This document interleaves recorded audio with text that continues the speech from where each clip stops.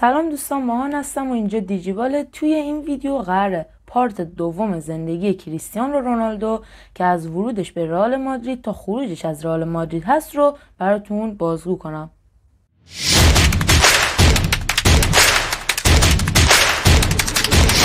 در تابستان 2009 کریستیانو رونالدو با مبلغی رکورد شکن به رئال مادرید پیوست، انتقالی که نه تنها تاریخ باشگاه بلکه تاریخ فوتبال رو تغییر داد.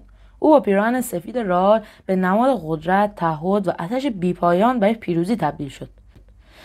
آغاز طوفانی رونالدو خیلی زود جای خودش رو در دل هواداران باز کرد. گل‌های پیاپی، درخشش در ال کلاسیکوها و فتح اولین جام مهم با رئال، کوپا دل ری 2011 نشون داد که او آمده برای تاریخ سازی. خود رونالدو وقتی 2009 به رئال مادرید اومدش نتونست توی فصل اولش جام خیلی زیادی برای رئال مادرید به دست بیاره و توی ال کلاسیکو هم نتونست خیلی بدرخشه، اما عملکرد فردیش خیلی خوب بود و توی هر دو فصل اولش بهترین بازیکن رئال مادرید بود و همچنین آقای گل لالیگا و کفش طلا هم سابقه بردنش رو توی این 2 سال داره. شکوه و رقابت در این سالها، رقابت نفسگیر با بارسلونا و مسی به اوج رسید. رونالدو با فتح لالیگا در 2012 و رسیدن به فینال‌های متعدد ثابت کرد که رئال با او یک تیم متفاوت است. در 2014 بالاخره رویای 10مین قهرمانی اروپا لاد سیما با گل حیاتی او محقق شد. سال 2011 به بعد تا 2014 کریستیانو رونالدو تونست لالیگا رو هم بگیره، لالیگایی که از بارسلونا گرفتن و این خوش ارزش کارشون رو میبر بالاتر، چون بارسلونا اون زمان تحت هدایت پپ گواردیولا از نظر خیلی از هوادار فوتبال بهترین بارسلونای تاریخ و حتی از نظر بعضیا بهترین اسکواد تاریخ فوتبال هم هستش. خود توی 5 تا اسکواد برتر تاریخ فوتبال که قطعا هست، حالا بعضیا معتقدن که بهترین هم هست. و لادسیما فینال چمپیونز لیگ 2014 بین رئال و اتلتیکو که تا دقیقه 92 و 48 بازی و اتلتیکو مادرید جلو بود، اما بیشترش با گل حیاتی سرخیو راموس بود که اون بازی رو رئال مادرید برد. البته رونالدو هم تو اون بازی گل زد، یک پنالتی زد، اما به هر حال هر طور که بود تونست برای رئالی ها لادسیما رو بیاره. دوران طلایی رئال مادرید با رونالدو به سلطنت اروپا بازگشت. 3 قهرمانی پیاپی در لیگ قهرمانان 2016، 2017، 2018، رکوردهای بی‌نظیر فردی و 4 توپ طلای دیگر او را به یکی از بزرگترین بازیکنان تاریخ تبدیل کرد. گل او در برابر یوونتوس با ضربه قچی برگردون هنوز توی ذهن‌ها مانده. از سال 2014 به این ور بارسلونا شد به اون حجاز آماده با مسی، ژاوی، اینستا، بوسکتس و حالا کلی بازیکن خوب دیگه فقط یک چمپیونز لیگ برد و لالیگاهای بیشتری برد و رئال مادرید برعکس بود، چمپیونز لیگ‌های بیشتری می‌برد، لالیگاهای کمتر.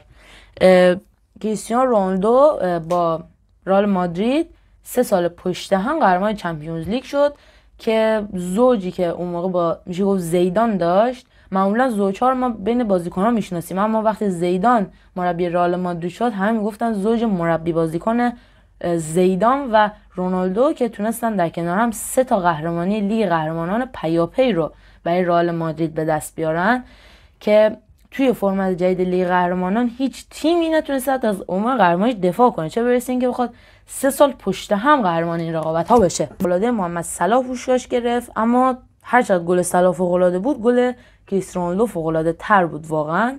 اما پوشکاش به محمد صلاح رسید. حق‌خوری هایی که دیگه از سال 2018 به رونالدو شروع شد. 2018 توپ طلا رو بهش ندادن، بعد پوشکاش رو بهش ندادن، از اون بعد هم دیگه یه سری توپ طلای عجیب غریبی به لیونل مسی رسید تا دیگه رونالدو رو کامل از این رقابت عقب بندازن.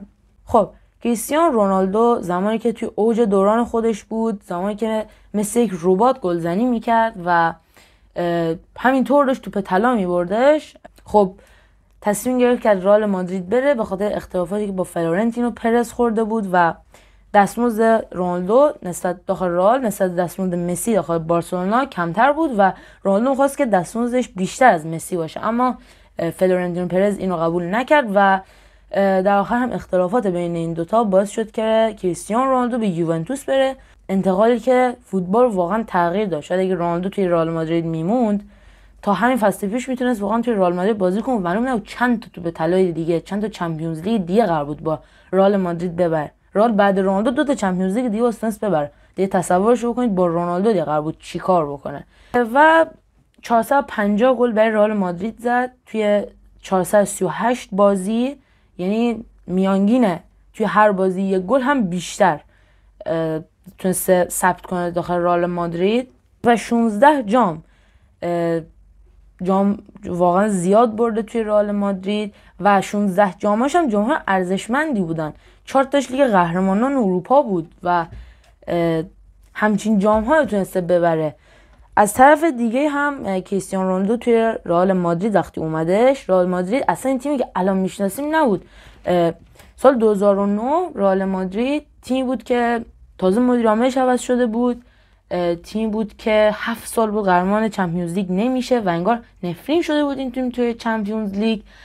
اما رونالدو از منچستر یونایتد که اون موقع جزو قدرت‌های اول اروپا بود تصمیم گرفت بیاد توی رئال مادرید و این نشون میده که چقدر این بازیکن به رئال مادرید علاقه داشت و اومد تا یک دوران جدیدی رو برای رئال مادرید و یک دوران پادشاهی رو برای خودش بسازه.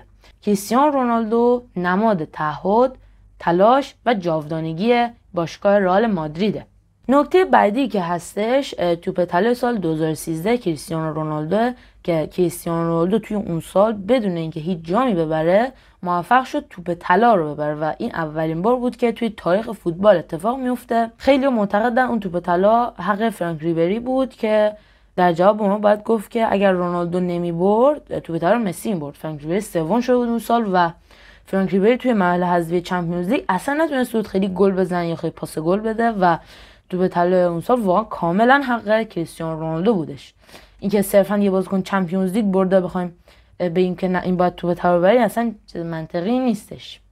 خب دوستان خیلی خوشحال شدم تا اینجا ویدیو رو دیدید. اگه از این ویدیو خوشتون اومد حتما لایک کنید، برای اینکه کانال ما رو گم نکنید حتما سابسکرایب کنید، دکمه زنگوله رو بزنید تا اولین نفر از ویدیوهای ما با خبر بشید.